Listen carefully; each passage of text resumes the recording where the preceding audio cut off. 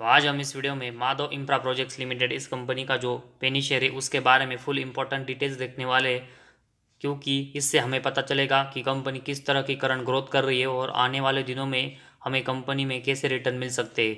तो इसके लिए हमें कंपनी के रिलेटेड जो इंपॉर्टेंट डिटेल्स है, जैसे कि कंपनी का बिजनेस मॉडल कैसा है, साथ ही में कंपनी के प्रॉफिट एंड लॉस स्टेटमेंट में कंपनी कैसा परफॉर्मेंस कर रही है, कंपनी के कैश फ्लोज कैसे है, कंपनी के ऊपर कितना बोरिंग्स है, ताकि हमें पता चल सके कि कंपनी आने वाले दिनों में कैसे ग्रोथ कर पाएगी। और उसके साथ ही में कंपनी के डेप्टर डेज और इन्वेंटर डेज के बारे में हम इंफॉर्मेशन देखेंगे।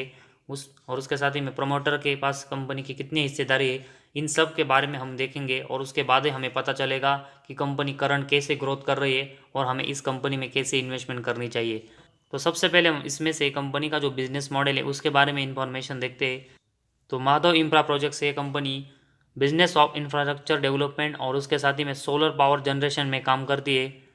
तो इस कंपनी का अगर हम बिजनेस देखेंगे तो कंपनी मेनली टू सेगमेंट में काम करती है, जिसमें इंफ्रास्ट्रक्चर डेवलपमेंट मतलब कंस्ट्रक्शन सेक्टर और सेकंड सोलर पावर जनरेशन में कंपनी काम करती है।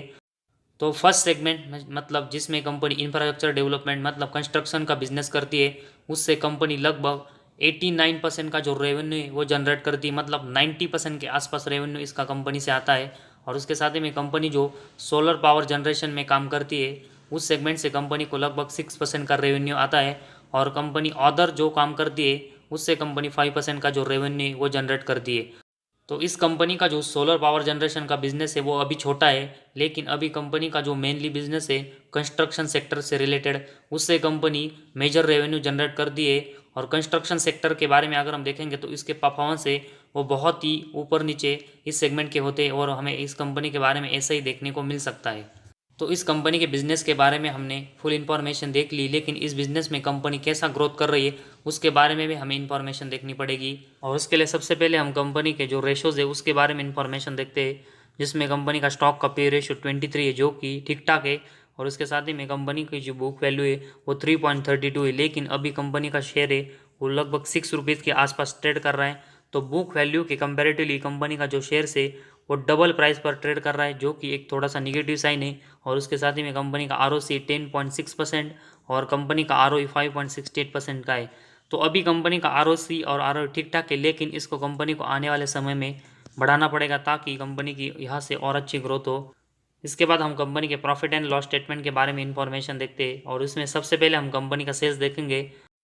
तो मार्च 18 में कंपनी का सेल्स 307 करोड़ का था, जो कि मार्च 19 में कम होकर 299, मार्च 20 में 200 करोड़, मार्च 21 में बढ़कर फिर से 270 करोड़, मार्च 22 में 387 करोड़ और ट्रेलिंग 12 मंथ्स में 378 करोड़ का है। तो मार्च 18 से अगर हम मार्च 22 तक कंपनी का सेल्स देखेंगे तो कंटिन्यूस बहुत ही ऊपर नीचे हो रहा है। तो कंस्ट्रक्शन सेक्टर से रिलेटेड अगर हम किसी भी कंपनी में देखेंगे तो उनके परफॉर्मेंस से वो कंटिन्यूस ऐसे ही ऊपर नीचे होते हुए देखने को मिलते हैं। और यही हमें इस कंपनी के बारे में देखने को मिला है कि इस कंपनी का जो सेल्स है उसके जो नंबर्स है वो भी बहुत ही ऊपर नीचे हो रहे हैं।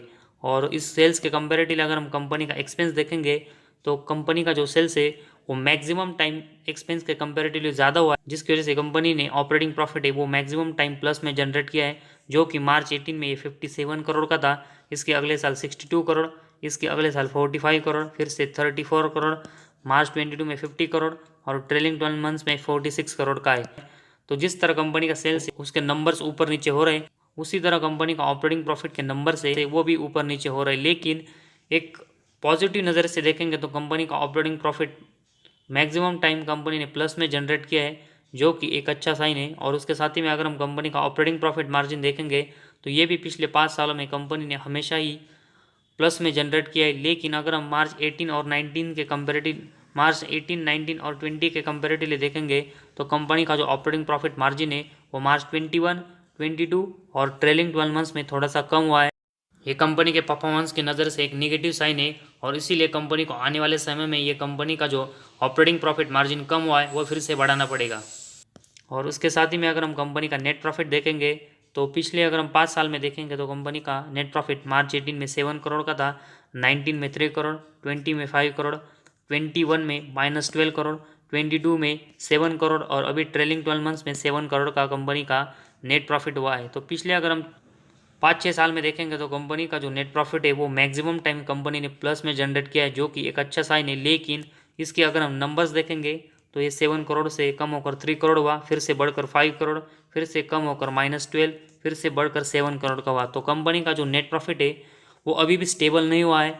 तो इसकी वजह से कंपनी को अपना जो नेट प्रॉफिट के नंबर से वो स्टेबल करने पड़ेंगे, जिसके लिए कंपनी को अपनी जो सेल्स की ग्रोथ है वो भी यहाँ पर अच्छे से बढ़ानी पड़ेगी। तो फिलहाल कंपनी नेट प्रॉफिटेबल है, ये एक अच्छा साइन है और उसकी वजह से हम एक छोटी इन्वेस्टमेंट के बारे में सोच सकते हैं। लेकिन जब तक कंपनी का नेट प्रॉफिट स्टेबल और यहाँ से बढ़ते हुए देखने को नहीं मिलेगा, तब तक हम इस कंपनी में अभी ज़्यादा इन्वेस्टमेंट के बारे में नहीं सोच सकते। और उसके साथ ही में कंपनी का ईपीएस भी देखेंगे तो इसके नंबर से वो भी बहुत ही ऊपर नीचे हो रहे, वो भी कंपनी को स्टेबल करके बढ़ाने पड़ेंगे ताकि कंपनी की एक अच्छी ग्रोथ हो। इसके बाद हम कंपनी की बैलेंस शीट के बारे में इंफॉर्मेशन देखते हैं ताकि हमें पता चल सके कि कंपनी के जो रिजर्व है वो बढ़ रहे या फिर नहीं, और उसके साथ ही में कंपनी के ऊपर कितना बोरिंग्स है। और ये देखने के लिए सबसे पहले हम कंपनी का जो रिजर्व है वो देखेंगे। तो मार्च 22 में कंपनी के पास 59 करोड़ का रिजर्व है, जो कि अगर हम मार्च 18 के बाद देखेंगे तो कंपनी का जो रिजर्व है वो थोड़ा सा कम हुआ है। और उसके कंपेरेटिवली अगर हम कंपनी का बोरिंग्स देखेंगे तो मार्च 22 में कंपनी के ऊपर 195 करोड़ का बोरिंग्स है।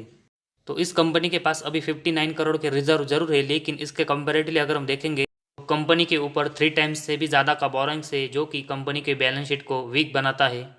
तो इसी वजह से कंपनी की जो रिजर्व की ग्रोथ कम हुई है वो कंपनी को बढ़ानी पड़ेगी, और उसके साथ ही में कंपनी को इसके कंपेरेटिवली अपना बोरिंग्स कम करना पड़ेगा ताकि कंपनी की बैलेंस शीट स्ट्रांग हो। तो फिलहाल कंपनी अपने ऊपर का जो बोरिंग्स है वो कंटिन्यूस कम कर रही है, और आने वाले समय में भी कंपनी का बोरिंग्स ऐसा ही कम होता रहेगा। तो कंपनी को जो इंटरेस्ट रेट चुकाने पड़ रहे हैं वो भी कम होते हुए देखने को मिलेंगे, और उसकी वजह से कंपनी का जो नेट प्रॉफिट है उसमें भी आने वाले समय में ग्रोथ देखने को मिलेगी। तो कंपनी का जो बोरिंग्स कम होना वो इस कंपनी के लिए सबसे इंपॉर्टेंट है, और इसी वजह से आने वाले समय में कंपनी अपने ऊपर का जो बोरिंग्स है वो कम कर पाती या फिर नहीं, उसके ऊपर हमें अच्छा फोकस देना पड़ेगा। इसके बाद कैश फ्लोज के बारे में इंफॉर्मेशन देखते हैं। तो कंपनी के जो नेट कैश फ्लो है वो मार्च 22 में -7 है, जो कि मार्च 21 +9, इससे पहले मार्च 20 में -7, मार्च 19 में +4 और मार्च 18 में +1 करोड़ के थे। तो इस कंपनी का अगर हम नेट कैश फ्लो भी देखेंगे तो ये कंटिन्यूस प्लस और माइनस में जा रहा है। तो ये भी अभी अनस्टेबल है, तो इसी वजह से कंपनी को अपना नेट कैश फ्लो स्टेबल करके प्लस में कंटिन्यूस जनरेट करना पड़ेगा ताकि कंपनी एक कैश रिच कंपनी बने और कंपनी की एक अच्छी ग्रोथ हो।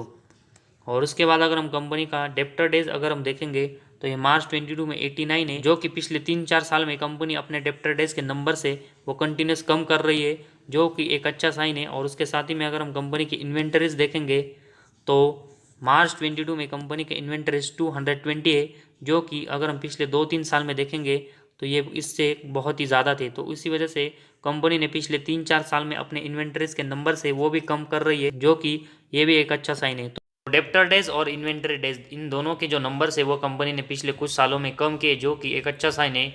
और आने वाले समय में भी कंपनी को ऐसे ही कंपनी के जो डेप्टर डेज और इन्वेंटरी डेज के नंबर से वो ऐसे ही कम करने पड़ेंगे ताकि कंपनी की यहाँ से और अच्छी ग्रोथ हो। और लास्ट में अगर हम कंपनी का शेयर होल्डिंग पैटर्न देखेंगे तो इसमें प्रमोटर के पास सितंबर 22 में 69% की हिस्सेदारी है, जो कि मार्च 22 के कंपेरेटिवली ज़रूर कम हुई, लेकिन अभी भी कंपनी के जो मेजोरिटी स्टेक है वो प्रमोटर के पास है, जो कि इस कंपनी को ये स्टेबल बनाता है। और उसके साथ ही में पब्लिक के पास इस कंपनी के 31% के स्टेक है। तो अभी कंपनी में प्रमोटर और पब्लिक दोनों की हिस्सेदारी देखने को मिली है, और जैसे जैसे कंपनी के फंडामेंटल हमें और मजबूत होते हुए देखने को मिलेंगे, वैसे ही हमें एफआईज और डीएस की इन्वेस्टमेंट है वो भी इस कंपनी में देखने को मिलेगी। तो अभी हमने माधव इंफ्रा प्रोजेक्ट इस कंपनी की जो इंपॉर्टेंट डिटेल्स देखी है, इसमें कंपनी एक नेट प्रॉफिटेबल कंपनी है, जिसकी वजह से हम इस कंपनी में इन्वेस्टमेंट के बारे में सोच सकते हैं। लेकिन अभी भी कंपनी का जो नेट प्रॉफिट है उसके नंबर से वो अभी भी इतने स्टेबल नहीं हुए हैं, जिसकी वजह से कंपनी की एक अच्छी ग्रोथ हो। साथ ही में कंपनी के अगर हम रिजर्व देखेंगे तो उसके कंपेरेटिवली अभी भी कंपनी के ऊपर ज़्यादा बोरिंग्स है, जिसकी वजह से कंपनी की बैलेंस शीट है वो थोड़ी सी वीक हो रही है। और उसके साथ ही में कंपनी के अगर हम कैश फ्लोज देखेंगे तो ये भी अनस्टेबल है। तो ये कंपनी के परफॉर्मेंस के नज़र से एक नेगेटिव साइन है। लेकिन अगर हम पॉजिटिव साइन के बारे में देखेंगे तो कंपनी का शेयर पेनी है, और पेनी शेयर में अगर हम देखेंगे तो बहुत कंपनियां यहाँ पर नेट प्रॉफिटेबल होती है, जिसमें अभी हमें माधव इंफ्रा इस कंपनी का नाम भी देखने को मिला है।